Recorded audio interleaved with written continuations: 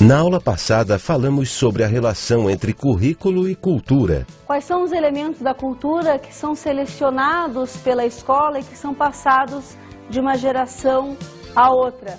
E qual é o conceito, portanto, que deve ser utilizado sobre cultura para que a gente possa estabelecer essa relação? Vimos como o currículo é uma seleção no interior da cultura de uma sociedade. Vimos como aspectos do currículo ou conteúdos do currículo são incorporados e outros são, na verdade, deixados de lado. Quais são as interferências dessa sociedade ou dos grupos de poder na escolha de determinados conteúdos, de valores e de conhecimentos que devem ser passados de uma geração a outra. E observamos as demandas contemporâneas para o currículo da educação básica. Observamos, portanto, as discussões estabelecidas pelos educadores contemporâneos no Brasil sobre que elementos ou que conteúdos devem ser assimilados ou colocados no currículo da educação básica. Uma boa aula.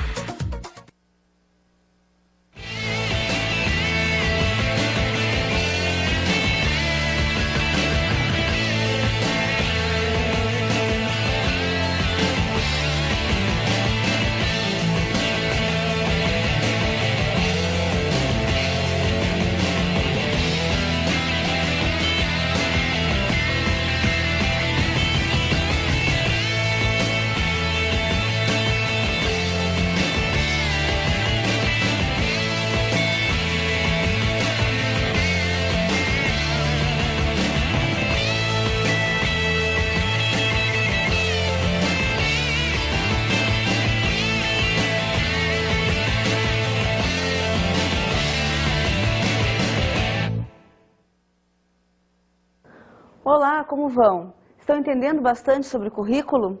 Na nossa aula de hoje nós vamos abordar um outro tema vinculado a um tema maior da nossa disciplina, que é escola e currículo. Nós vamos trabalhar hoje sobre a perspectiva teórico-prática do currículo. Então, para que a gente possa começar a pensar na aula de hoje, nós vamos ao nosso para refletir. Inicialmente, então, eu proponho 3 questões para que vocês comecem a me acompanhar no decurso da aula e possam ir tirando as dúvidas e dialogando comigo. As questões são as seguintes. Primeiro, quais as atividades que você desenvolve em sala de aula do início ao fim de seu dia de trabalho? A segunda questão proposta, que relações essas atividades têm diretamente com o currículo? E, finalmente, então, você já consegue detectar isso? Ou seja, você já consegue visualizar a sua prática de sala de aula e a relação que essa prática de sala de aula estabelece, portanto, com o currículo que é prescrito, com o currículo que lhe é proposto? Em que medida? Nós vamos hoje trabalhar, portanto, as questões mais abrangentes a respeito do currículo, ou um outro diálogo, na verdade, a respeito do currículo. Que diálogo é esse?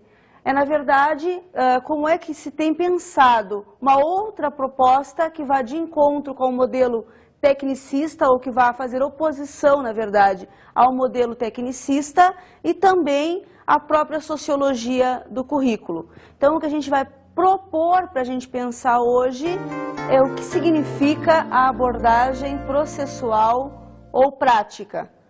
Novamente, nós vamos ter como fonte de estudo, como início desse estudo a respeito desta abordagem processual ou prática, a Inglaterra. As propostas novamente partem de lá. Lembrem sempre, né, que esse é um foco interessante de estudo e de análise, é um lugar privilegiado onde inúmeras abordagens têm sido feitas a respeito do currículo. E nós vamos ter então uma figura, um pensador, que é o Stenhouse, que vai nos propor o que seria, na verdade, essa abordagem processual ou prática. Na verdade, é um diálogo, portanto, muito mais amplo do que é o currículo formado, o currículo organizado, e a sua aplicabilidade em sala de aula. É quase que como se ele estivesse nos propondo pensar que é possível tomar o currículo que nos é dado, que nos é prescrito, e a gente poder então trabalhar com esse currículo dentro de sala de aula. É um diálogo do professor com o currículo e do professor com o aluno, visto que há necessidades peculiares de cada lugar. O que a gente estabelece é uma relação diferencial, na verdade, né? Então, se sai de um currículo que poderia estar estagnado, né? E que poderia ser aplicado em qualquer lugar, e a gente acaba, então, dando vida, discutindo com a teoria e colocando esse currículo na prática. Essa abordagem do Stenhouse, na verdade, é um modelo alternativo para entender o currículo. Não é só ele, na verdade, que vai pensar a respeito do currículo, são diversos educadores que vão elaborar a questão curricular, ou pensar o currículo na perspectiva da prática. Alguns desses, né, nós já ouvimos falar em aulas anteriores. Por exemplo, o próprio Contreras, o Sacristã, são espanhóis, então a vertente espanhola que estuda as questões do currículo, e outros tantos ingleses, como por exemplo o próprio Goldstein. Então nós temos uma variedade de autores que na década de 70 e na década de 80 começam a reformular a perspectiva curricular. O que é importantíssimo nós dizermos de novo é que o professor vai assumir um papel bastante singular. A gente já comentou a respeito dessa noção que o professor tem que ter a respeito do currículo, mas mais do que isso, ele tem que ter uma noção do próprio aluno que ele está lidando. Se ele vai trabalhar com uma criança de 0 a 6 anos, ele tem que entender que aquele currículo foi preparado justamente para aquele tipo de público, para aquela idade. E esse professor tem que ter na sua formação uma bagagem que vá de encontro, que vá complementar essa questão do currículo. Então, a gente tem que entender que o papel do professor passa a ser, de acordo com essa perspectiva, extremamente fundamental. Não é à toa, então, que o Stenhouse vai propor, na verdade, 3 adicionais ou 3 características fundamentais para a gente entender essa mudança que é necessária acontecer no currículo, ou essa praticidade, na verdade, do currículo. Que 3 propostas são essas? Então, nós temos mudança da prática, desenvolvimento do currículo e aperfeiçoamento do professor. Então, o que a gente pode, na verdade, observar é que é uma proposta de diálogo com o professor e que a gente vai ver isso até o final da nossa aula, o quanto o professor passa a ser fundamental para que se passe a parte prática do currículo. Essa, na verdade, é a base da teoria, o quanto o professor é capaz de dar vida a esse currículo. Então, sem desconsiderar, na verdade, a própria sociologia do currículo, essa nova teoria proposta pelos diversos autores ingleses e espanhóis que a gente já comentou, e pelo Stenhouse, né, que é o principal foco do nosso estudo hoje, essa nova teoria propõe o quê? Uma dialética, um diálogo justamente entre a teoria e a prática. O que a gente vai trabalhar agora é de que maneira, portanto, ou de que forma o currículo pode e vai influenciar a nossa prática pedagógica. Então, nós vamos ver o currículo no centro da prática pedagógica. Se nós observarmos e fizermos uma análise mais minuciosa da nossa prática cotidiana, aquela pergunta inicial que eu coloquei para vocês no nosso para refletir, ou seja, que atividades que a gente desenvolve no nosso dia a dia, a gente vai observar o quê? Que é uma metodologia, que há toda uma habilidade de cada um de nós. Até porque cada um de nós sabe e tem material e tem condições de lidar com a turma que está ali presente, com também as suas características, com o seu histórico bastante próprio. Às vezes, se nós formos observar, nem sempre um dia vai ser igual ao outro. Às vezes nós nos programamos para trabalhar determinadas atividades e a gente vai ver o quê? Que ao longo do dia, dependendo do que vai acontecer, a gente faz uma mudança das atividades, propõe uma outra atividade que vá levar o nosso aluno a se interessar muito mais, Então, esse diálogo é uma habilidade, é um método, portanto, adquirido pelo professor. Mas mais do que isso, se nós lembrarmos a nossa discussão a respeito de currículo e poder, currículo e sociedade, currículo e cultura, o que nós discutimos naquela aula? Que há uma gama de conhecimentos aí fora, ou de elementos e valores aí fora, que precisam ser repassados aos nossos alunos. Esses conhecimentos culturais, eles estão dentro do currículo e nós, de alguma maneira, vamos trabalhar esses conhecimentos ao longo do ano letivo ou ao longo de um ciclo.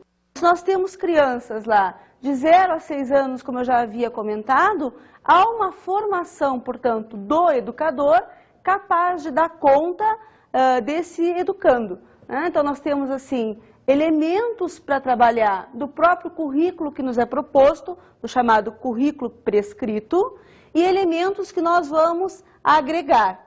E como é que a gente faz isso? Nós só somos capazes de fazer isso porque há uma formação, há uma habilidade, na verdade, do professor.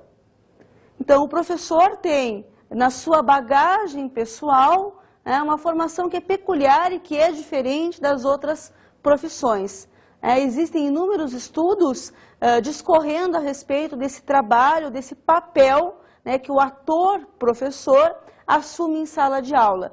E isso vai se dar não só com crianças na pré-escola, mas também com crianças da educação infantil, que devem receber um determinado tratamento e devem ter determinados conhecimentos ou determinados saberes passados pelo professor para a sua própria idade. E a partir de uma perspectiva ou de uma formação que é específica do professor para aquilo ali. Então, a gente poderia dizer que há, na verdade, uma identidade do professor. Então, vocês vão poder perceber que há uma identidade do professor fundamentada nas suas habilidades. Essas habilidades são o quê? O método como ele vai aplicar a sua aula, a forma como ele vai dar a sua aula. Para que a gente possa observar isso de uma maneira mais concreta, se nós formos pegar, vamos supor, a disciplina de História, nas séries que vão de 5ª à 8ª série, na matéria de 5ª à 8ª série, o professor ele vai discorrer nesses anos todos sobre toda a história do Brasil e sobre toda a história geral. Então, ele precisa dar conta disso de alguma maneira nessas séries. Então, há escolas que preferem justamente trabalhar a história do Brasil na 5ª e 6ª série, geral depois. Há outras que preferem o inverso. E há outras ainda, num diálogo com o professor, e é o que tem mais sido feito hoje em dia, a gente poderia dizer, que trabalham a chamada história integrada, quer dizer, 5ª e 6ª série, mesmo dando história geral, quando chega lá na era dos descobrimentos, jogam a história do Brasil para dentro do conteúdo e começam a dialogar. Ou seja, isso é uma opção, na verdade, não só da própria escola, mas como uma opção também do professor, da maneira como ele possa vir a abordar a sua disciplina. E dependendo, então, da sua formação pessoal, da instituição que ele formou, da sua bagagem pessoal, ele vai dando determinadas formas e características para esse conteúdo que deve ser passado. Muitas vezes, então, abolindo o livro didático, utilizando uma outra metodologia que não lança mão do livro didático, trabalhando com filmes, trabalhando com músicas, quer dizer, há uma variedade de formas com que o professor pode vir a abordar a sua aula, a dar a sua aula.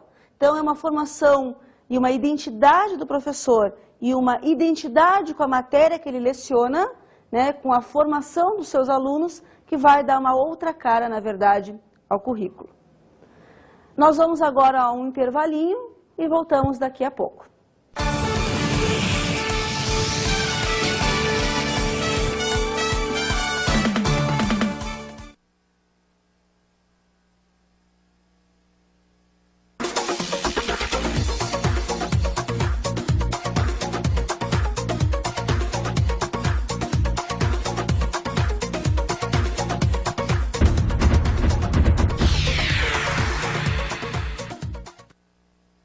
O currículo é o projeto seletivo da cultura, cultural, social, política e administrativamente condicionado, que preenche a atividade escolar e que se torna realidade dentro das condições da escola, tal como ela se encontra configurada.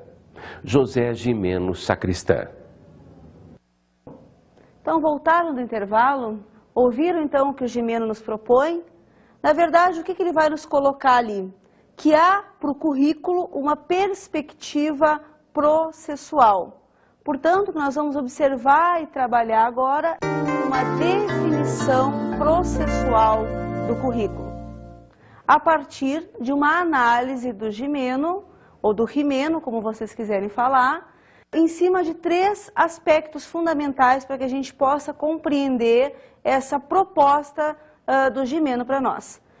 Então, nós vamos ver agora que conteúdos do ensino que se constituem no projeto cultural para a escola. Então, se nós lembrarmos justamente do que nós tratamos, nós discutimos na aula anterior a respeito de cultura, há justamente elementos culturais que são privilegiados para que sejam passados de uma geração a outra através justamente da escola. E é justamente isso que o Gimeno propõe. Necessariamente, quando tu abres um diálogo entre o currículo que é prescrito, né, e o currículo, então, que é aplicado em sala de aula, nesse diálogo tu vais passar alguns elementos culturais e tu vais negligenciar ou simplesmente deixar outros elementos de lado. Né? A gente pode observar isso de que forma? Né? Então, assim, tu tens X elementos ou X dados a passar para os teus alunos, e em alguns, no decorrer da disciplina, tu acha que não vão ser tão importantes ou que não vão ser tão necessários. Então, esses podem ser, em determinados momentos, inclusive, excluídos. Uma segunda proposta, então, do Gimeno é a seguinte: quais são as condições ou em que condições políticas, administrativas e institucionais que o projeto cultural se realiza? Então, há um cenário, na verdade, há uma sociedade que abarca esses elementos. Então, é por isso que há essa peneirada e essa seletividade. Seletividade é essa que vem da própria sociedade, que legitimou alguns elementos em detrimento de outros. Seletividade é essa da própria escola. Então, há uma cultura da escola e elementos da cultura que a escola seleciona. E, além disso, o próprio professor fazendo essa intervenção. A gente não pode esquecer jamais, né, que a escola não é um elemento descolado fora da sociedade. Por isso, há sim aspectos administrativos, políticos, etc., que são capazes de levar a escolha de alguns conteúdos em detrimento de outros. E, finalmente, um terceiro elemento, que é a forma com que cada instituição se encontra organizada, é onde o currículo realiza-se. Ou seja, a singularidade, na verdade, de cada escola. Então, como determinada escola se comporta, como determinada escola está preparada e em que condições essa escola está preparada, é que o currículo vai se efetivar. A gente não pode esquecer que uma escola que privilegia a questão humanista vai valorizar alguns conteúdos e não outros. Uma escola de caráter mais tecnicista, da mesma maneira, vai privilegiar alguns conteúdos e relegar outros conteúdos. Afora isso, a própria organização da escola, ou as condições materiais daquela escola. Né? Então, uma escola que não tem condições mínimas de deter materiais para que se possa valorizar determinados conteúdos, dialogar com determinados conteúdos, vai dar aos seus educandos uma formação diferente daquela escola que tem um aparelhamento melhor, como, por exemplo, uma biblioteca mais completa, um laboratório mais completo. Né? Então, são vários elementos congregados que vão efetivar ou fazer com que esse currículo seja acionado de uma determinada forma ou de outra. Então, o Gimeno assinala alguns fundamentos do currículo, ou melhor, de que forma que nós devemos, ao acionar alguns elementos do currículo, ao colocarmos na ação, nós devemos nos embasar. Então, há inúmeros trabalhos de filósofos, educadores, historiadores, no que diz respeito ao estudo da educação.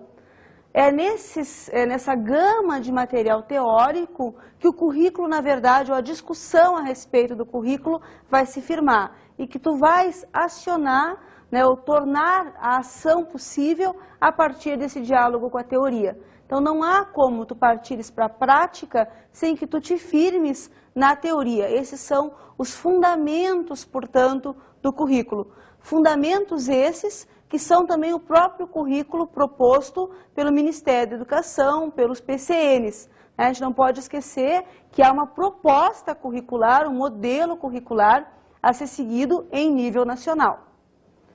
A gente também observa que, mais do que isso, a gente tem uma amplitude de discussão a respeito do currículo, no que diz respeito ao papel do professor na seletividade, portanto, desse currículo. E das próprias decisões que a escola, na verdade, também deve tomar com relação a esse currículo. Decisões, portanto, de caráter educativo.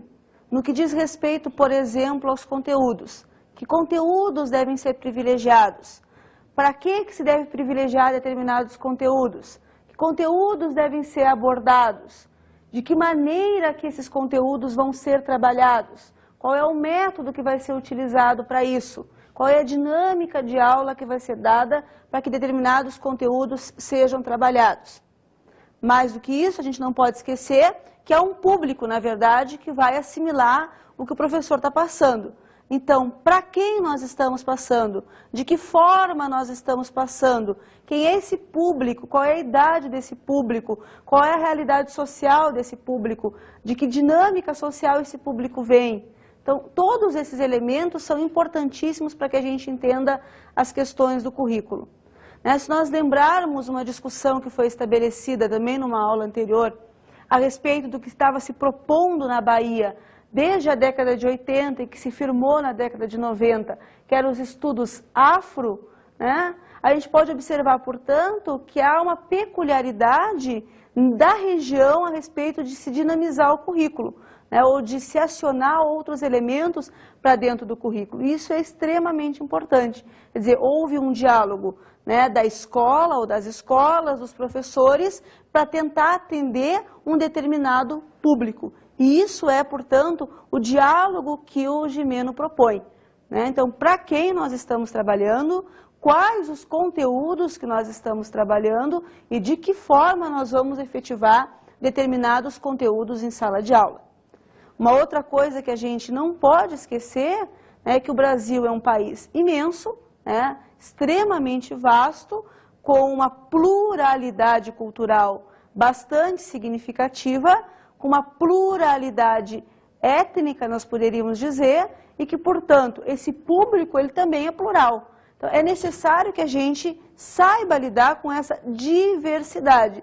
Então, há um currículo prescrito, mas também há uma diversidade regional. Então, é preciso que a gente faça, que o professor tenha a habilidade de fazer justamente, de estabelecer justamente esse diálogo. Então, nós temos, na verdade, o currículo em duas dimensões. Que dimensões são essas? O currículo que é prescrito e o currículo que pode e deve ser realizado em sala de aula.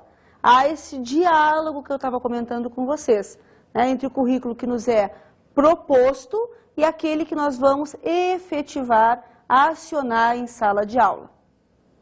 Além disso, nós temos também que observar uma outra dimensão a respeito do currículo, uma outra proposta a respeito do currículo no que se refere à prática didática, né? Que na verdade é o quê? É a teoria, é o suporte da teoria em relação ou com sua relação com a atividade. A isso nós denominamos o quê? Que é justamente o estudo, portanto, teórico, a parte teórica que nós denominamos conceptual, né? Então a parte teórica e determinações, e por outro lado também a parte prática ou pragmática, da forma com que nós vamos, na verdade, efetuar, executar aquele determinado currículo. Então vamos ver a perspectiva teórico-prática do currículo. Então, o que nós podemos observar, ainda segundo o Gimeno, a respeito dessa teoria processual ou dessa praticidade do currículo, é que se estabelece, na verdade, um diálogo do currículo da escola com a sociedade. Ou seja, a sociedade vai legitimar, novamente falando, um determinado tipo de currículo. Mas mais do que isso, é essa prática, esse currículo na prática, que vai regular a escola internamente e vai estabelecer relações externas da escola. É o professor, na verdade, o elemento, né, fundamental no estabelecimento dessas relações.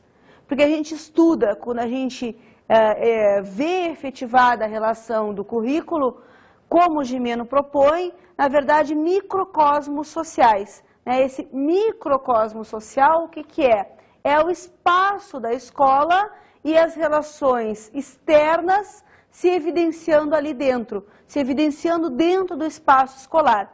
Então, como tu vais lidar com isso, é justamente o professor que faz, é a habilidade do professor. Então, tu perpetuas dentro da escola, ou tu levas para dentro da escola elementos externos que são colocados dentro da escola e, ao mesmo tempo, esse microespaço social vivencia, portanto, esses elementos. É esse diálogo, né, esse currículo na prática que é proposto por ele. Além, então, do Gimeno, há também uma outra proposta colocada pelo Godson, que segue essa linha, na verdade, do Gimeno. Que proposta é essa? Ou como é que ele nos mostra que é possível colocar na prática o currículo? Então, ele propõe uma história social do currículo. Em que medida? Na medida que ele diz justamente que não há um currículo que seja absolutamente neutro, um currículo que seja ahistórico. Então, se a gente fizer de novo um gancho com o que a gente vem observado nas aulas anteriores, o que ele vai colocar? Que o currículo está relacionado, ele tem justamente a ver com o momento histórico que a gente está passando. Então, se tu estás em plena ditadura militar, que tipo de currículo que tu propõe? Que tipo de reforma do ensino que tu propõe? Que conteúdos vão ser privilegiados para serem trabalhados? Então, a gente não pode esquecer isso. Quer dizer, que o currículo está vinculado a um grupo de pessoas, a uma sociedade num determinado momento histórico. E que mais do que isso, as pessoas que vão trabalhar e que vão lidar com o currículo, seja na formulação desse currículo, como na ação desse currículo em sala de aula, que é o professor, ele tem, portanto, a sua formação pessoal, a sua bagagem pessoal, e ele vai levar para dentro de sala de aula ao trabalhar conteúdos do currículo. A gente observa que não há uma neutralidade. É o que o Godson propõe. O currículo, de forma alguma, ele vai ser neutro. Ele vem carregado dos elementos sociais, dos elementos históricos, da sociedade que ele está inserido num determinado período e vai levar também, ou vai ser acionado, vai ser passado por um professor que também tem uma bagagem bastante pessoal e que vive nessa sociedade. Então, não é à toa que nós podemos observar alguns comportamentos ou matérias que são trabalhadas absolutamente diferentes, de forma diferente, numa dinâmica diferente, dependendo do professor que está lecionando, trabalhando com aquela determinada disciplina. É uma visão do professor, e, em última instância, a identidade dele que vai se manifestar na forma com que determinados conteúdos são trabalhados. Mas mais do que isso, a gente tem também a própria questão desse currículo, que é o currículo prescrito. O que é o currículo prescrito? Então, é o currículo que vem do Ministério da Educação, ou um tipo de currículo X, que vai ser trabalhado em nível nacional. Então, é preciso que haja uma matriz, e que todos saibam o que devem dar conta de trabalhar no final de um ano letivo ou no final de 4 anos, vamos supor, do ensino fundamental de 5ª a 8ª série. É preciso dar conta de alguns conteúdos e é esse currículo prescrito que vai dizer justamente como é que eles vão ser trabalhados, né, de que forma eles vão ser avaliados, como é que eles devem ser dados e quais conteúdos devem ser dados, né? Extrapolando, então, o currículo prescrito, o professor vai dar vida a esse currículo prescrito e fazer, então, o chamado currículo da realidade, né? Ou realizar ou efetivar esse currículo. Então, há um caráter, na verdade, simbólico e há um caráter prático desse currículo prescrito. Então, simbólico principalmente porque ele vem carregado, na verdade, de intencionalidade múltiplas, né? Então, desde o poder de quem elaborou, na verdade, determinado currículo, até na própria aplicabilidade de quem está aplicando esse currículo de caráter prescrito, né? E, além disso, ele também carrega em si elementos teóricos e conteúdos propriamente ditos.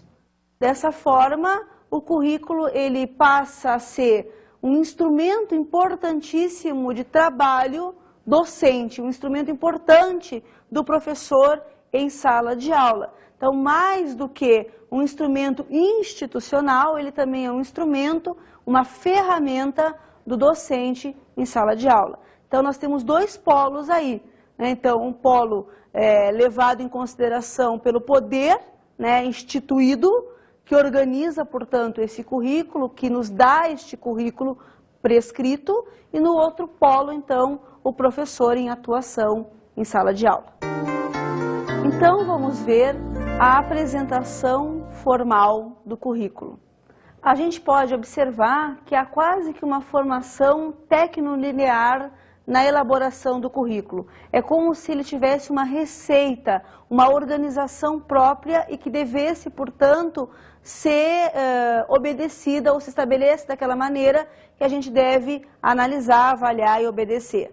De que forma que se dá isso? A gente pode ver, de um lado, os objetivos sendo propostos, anexados a esses objetivos estão os conteúdos a serem trabalhados, depois nós podemos observar que nos é colocada uma metodologia de como deve ser trabalhado os conteúdos para se atingir os objetivos e, finalmente, a avaliação, a tão dada avaliação ou problematizada avaliação, nós poderíamos dizer. Então, são 4 elementos que a gente observa nessa linearidade de formação do currículo. Voltando, conteúdos, objetivos, metodologia e avaliação. É justamente essa linearidade que é adotada no Brasil, quase que na mesma sequência, na década de 1980. Então, o Brasil vai buscar esse modelo, fazendo alguns ajustes, na verdade, à realidade brasileira, mas incorporando esse modelo de forma formal do currículo de caráter tecnolinear. Então, sendo esse um modelo fundamentado no planejamento. De que forma a gente observa isso? Desde a organização de uma teoria bastante pertinente, que vai fundamentar essa organização, e voltando aos elementos que já fazem parte dessa linearidade, que são os conteúdos, os objetivos, depois a gente vê, né, num último momento, a avaliação e essa grande bibliografia. Dessa forma, então, tu peneiras e colocas alguns elementos culturais que devem ser mantidos e acionados em sala de aula. Para isso serve o currículo, né? Para alavancar ou para levar adiante alguns elementos culturais. A gente não pode esquecer, né, de salientar que é importantíssimo esse diálogo que a gente tem observado nas últimas 2 décadas a respeito do currículo, porque é justamente esse diálogo que nos coloca à frente de propostas não só novas, mas diferentes. Então, essas propostas curriculares, elas nos colocam uma possibilidade de discussão, também de uma visualização de que propostas ou de que projetos culturais devem ser implantados nas instituições escolares. Então, vamos às nossas questões para refletir. A primeira questão que eu proponho para vocês é o que você entendeu sobre a abordagem processual do currículo. A segunda questão ele é eminentemente teórico? E, finalmente, como suas atividades diárias se relacionam com ele? Então, no início da aula, vocês pensaram justamente como eram as suas atividades em sala de aula, como é que era a atividade no seu dia a dia. E agora eu estou propondo para vocês que vocês façam justamente esse gancho, essa relação entre o currículo e como as suas atividades que vocês pensaram no início da aula estão relacionadas com esse currículo. Vamos às nossas dicas de estudo.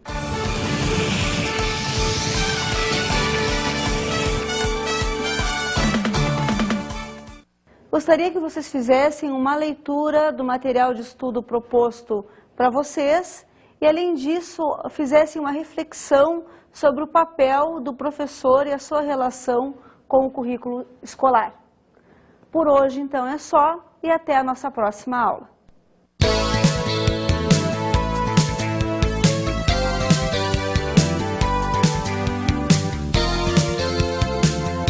Na aula de hoje, estudamos uma definição processual do currículo.